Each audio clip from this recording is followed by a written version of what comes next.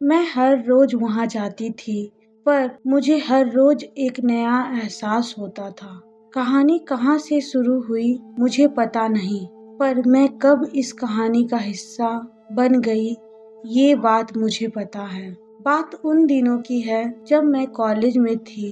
पढ़ाई के साथ मेरे और भी खर्चे थे। इस कारण मैंने अपना खर्च खुद उठाने का सोचा। मैं उस समय पढ़ाई कर रही थी, इसलिए मुझे काम भी पढ़ाई से जुड़ा ही चाहिए था। मैंने बच्चों को पढ़ाने का काम शुरू किया। वह घर भी उन्हीं में से एक था, पुराना, शांत और जरूरत से ज्यादा खामोश। शुरुआत में सब ठीक था, पर धीरे धीरे मुझे वहाँ अजीब महसूस होने लगा, जैसे कोई मुझे देख रहा हो, जैसे हर कोना कुछ कहना चाहता हो।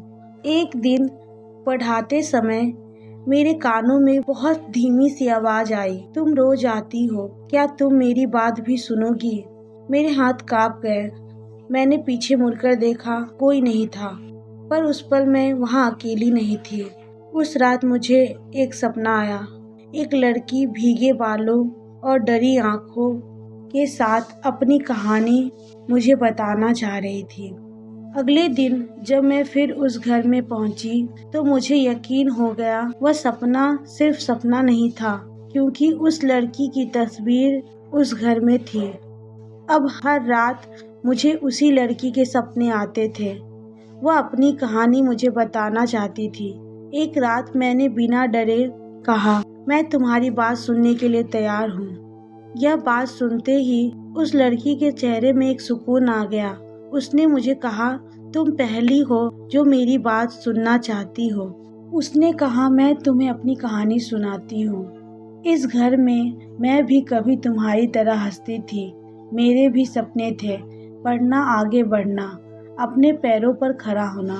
पर मेरी गलती बस इतनी थी कि मैंने ना कहना सीख लिया था। उन्होंने कहा चुप रहो, मैंने मना किया। उन्होंने कहा झुको, मैंने इनकार किया। फिर एक रात इस घर की दीवारों ने मेरी चीख सुनी। मेरा मुंह हमेशा के लिए बंद कर दिया गया। अगली सुबह मेरे मौत को आत्महत्या कह दिया गया। मेरी माँ को बताया गया, आपकी लड़की कमजोर थी, पर सच ये है कि मैं बहुत मजबूत थी। तुम आज भी उस घर में वह कमरा खोल कर देख सकती हो जहाँ हर कोने में मेरी चीख है, जहाँ आज भी अलमीरा पर मेरे खून के छींटे हैं। वो डायरी है जिसके पन्नों पर मेरा डर जिंदा था।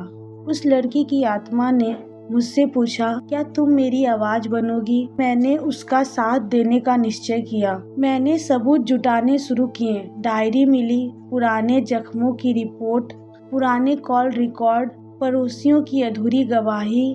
आखिरकार इंसाफ मिला। जिस दिन फैसला आया उस रात वह लड़की मेरे सामने आई। उसने कुछ नहीं कहा, बस मुस्कुराई, और फिर वह घर खाली हो गया। आज भी मैं बच्चों को पढ़ाती हूँ, पर अब मैं जानती हूँ कुछ सबक किताबों में नहीं होते और कुछ कहानियाँ कलम से नहीं लिखी जाती, उन्हें खून, दर्द और इंसाफ से लिखा जाता है।